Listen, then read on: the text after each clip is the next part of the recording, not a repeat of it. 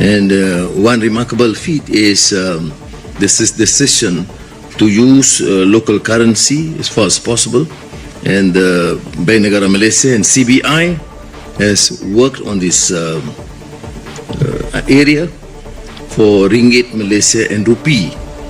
Malaysia के प्रधानमंत्री के इस बयान ने वैश्विक आर्थिक गलियारे में हलचल मचा दी है। पहली बार मलेशिया ने खुले तौर पर कहा कि वो भारत के साथ व्यापार में अमेरिकी डॉलर पर निर्भर नहीं रहेगा। इसके बजाय लेन देन भारतीय रुपए और मलेशियाई रिंगिट में किया जाएगा। हमें मालूम है कि 50 साल से यूएस डॉलर ने पूरे दुनिया को हॉस्टेज बना के रखा। वो एक मनी नहीं था, वेपन की तरह यूज किया है। इट वॉज अ चेन, बेड़ियां थी जिसने बांध के रखा।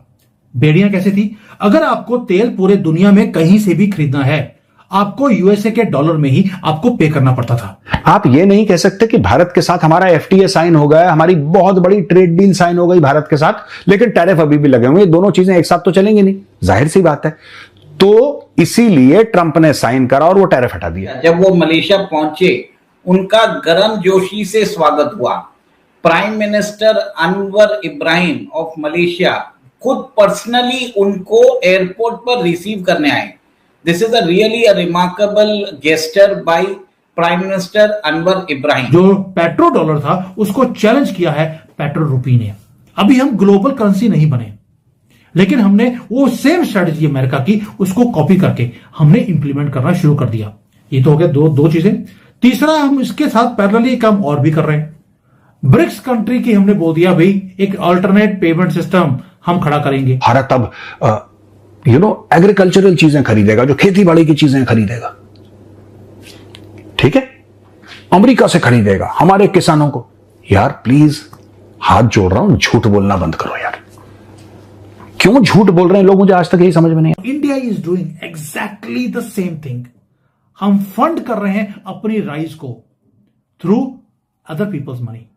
इसलिए बोल रहा हूं कि ये जो दुनिया की हेजेमनी थी हमने उसको कॉपी कर लिया है, और ये नाइटमेयर है वॉशिंगटन के लिए। क्यों? क्योंकि एक जो डॉलर की जो डिमांड थी, जो आर्टिफिशियल थी, उसको हमने कम कर दिया। और क्योंकि जो तेल की जो खरीद है, we are one of the largest importers of oil, और हम सारा काम कर रहे हैं रुपये के अंदर। और जब एक इतना बड़ा कंज्यूमर जब डॉलर को छोड़कर अपने करेंसी में काम करना शुरू कर देगा, तो डॉलर की जो वैल्यू है वो कम होने वाली है। जो लीवरेज था यूएसए का, सैंक्शंस का, वो आपने खत्म कर दिया। अब डाटा देखिए, हम सिर्फ करेंसी को स्विच नहीं कर रहे, हम एक्टिवली साथ में पैरेलली हम यूएसए की जो एसेट्स हैं उसको डंप भी कर रहे हैं। हम यूएसए के जो ट्रेजरी बॉन्ड्स हमने खरीदे हुए थे, हमने एक एक हर महीने 30, 40, 50 बिलियन डॉलर के हम बेचते जा रहे हैं। हम अपने एक्सपोजर को अमेरिकन डेट से हम खत्म कर रहे हैं। What are we doing? हम गोल्ड बाय कर रहे हैं। Tons and tons of gold हमने खरीदना शुरू कर दिया। जो इंग्लैंड के अंदर हमारा जो गोल्ड पड़ा हुआ था उसको हम वापस ले आए। एक फोर्ट्रेस बना रहे हैं अपनी इकोनॉमी के अंदर, जहां पर लोगों का पैसा हम अपने कंट्री को बढ़ाने के लिए, ग्रोथ करने के लिए हम यूज कर रहे हैं। प्लस जो डॉलर पड़े हैं उससे हम सोना खरीदते जा रहे हैं। जो आरबीआई के गवर्नर है, उन्होंने गेम को बड़े ही परफेक्टली उन्होंने प्ले किया। कैसे?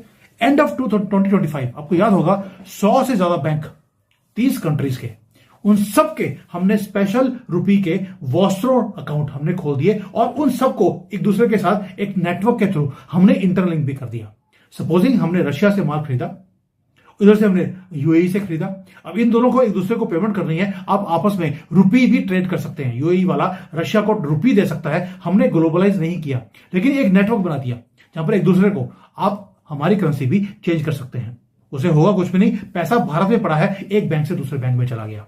ये पायलट प्रोजेक्ट नहीं है दोस्तों, ये नया फाइनेंशियल आर्किटेक्चर का एक प्लान है जो हमने इंप्लीमेंट कर दिया है। And this goes beyond economics. हमारी सॉवरेनिटी अब हमारे हाथ में है, क्योंकि जब आप डॉलर पे करते हैं तो होता क्या है कि यूएसए को पता लगता है कि आपने कितने रेट में कहां से क्या खरीदा है।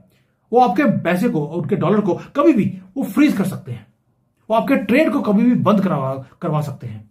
लेकिन जब आप रुपी यूज करते हैं तो होता क्या है? Western surveillance system goes dark. उनको यह नहीं मालूम कि हमने रशिया से तेल खरीदा है या न्यूक्लियर फैसिलिटी खरीद लिया। मजबूरी है। तो ये सारी की सारी चीजें दोस्तों जियोपॉलिटिकल है, इसमें इमोशनल होने की जरूरत नहीं है। मैं यहां पे किसी डील को डिफेंड नहीं कर रहा, मैं आपको सच बता रहा हूं। अच्छा, दूसरी चीज ये भी लोग कह रहे हैं कि भारत अब एग्रीकल्चरल चीजें खरीदेगा, जो खेती बाड़ी की चीजें खरीदेगा, ठीक है, अमेरिका से खरीदेगा हमारे किसानों को। यार प्लीज हाथ जोड़ रहा हूं, झूठ बोलना बंद करो यार। क्यों झूठ बोल रहे हैं लोग, मुझे आज तक यही समझ में नहीं आ रहा। आप जाके इंटरनेट पे चेक करिए, गूगल पे, भारत कब से ट्री नट्स खरीद रहा है यूएस से, आप जरा बताइए। दोस्तों, अगर आप जाते एक हफ्ता पहले, 10 दिन पहले, 15-20 दिन पहले, 1 महीना पहले स्टोर में और बोलते साहब वो बड़े वाले बादाम देना, तो वो निकाल के देता आपको कैलिफोर्निया आमंड्स इंपोर्टेड। कैलिफोर्निया कहां पे है भाई? कानपुर और लखनऊ के बीच में। वॉलनट्स तो आज से नहीं भाई, 10 साल से हम एग्रीकल्चरल प्रोडक्ट्स अमेरिका से इंपोर्ट कर रहे हैं, कोई नई बात नहीं है। आप ये मत सोचिएगा जो आप बादाम खा रहे हैं वो सारे के सारे कश्मीर से आ रहे हैं, ये गलतफहमी मत पालिएगा। भारत इंपोर्ट करता है, भारत ड्राई फ्रूट्स इंपोर्ट करता है, भारत ट्री नट्स इंपोर्ट करता है, वॉलनट इंपोर्ट करता है, और कई सारी चीजें भारत इंपोर्ट करता है। सामने देखिए आप लिस्ट। और यहां पे मैं इसको पॉलिटिकल नहीं करना चाहता, I am not trying to make it political. आप जानते हैं मैं ये कांग्रेस, बीजेपी, इन सब चक्करों में कभी नहीं पड़ता, मेरा इंटरेस्ट भी नहीं है। लेकिन मैं आपको बता दूं, अगर किसी को गलतफहमी हो, क्योंकि लोग फिर सोशल मीडिया पे कह रहे हैं कि नहीं, ये बीजेपी की सरकार ने, नरेंद्र मोदी ने ऐसा वैसा ये वो कॉम्प्रोमाइज कर दिया देश के फार्मर का, तो ये देखिए आंकड़े 2012 में। चलिए 12 का आंकड़ा पकड़ लेते हैं, 2012।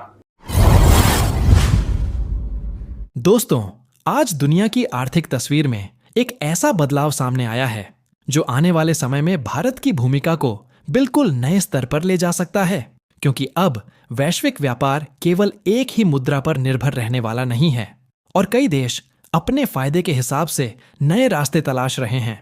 इसी कड़ी में एशिया के एक अहम देश ने यह साफ कर दिया है कि भारत के साथ लेन देन के लिए अब वैकल्पिक व्यवस्था को प्राथमिकता दी जाएगी। इसका सीधा मतलब है कि व्यापार को आसान, सस्ता और ज्यादा स्वतंत्र बनाया जा रहा है। बीते कुछ सालों में अंतरराष्ट्रीय हालात, युद्ध, प्रतिबंध और सप्लाई चेन की समस्याओं ने देशों को यह सोचने पर मजबूर कर दिया है कि क्या हर सौदे के लिए एक ही मुद्रा पर निर्भर रहना समझदारी है। और यहीं से भारत के लिए अवसर निकलकर सामने आता है, क्योंकि मजबूत अर्थव्यवस्था, स्थिर बैंकिंग सिस्टम और बढ़ता व्यापारिक नेटवर्क भारत को भरोसेमंद साझेदार बनाता है।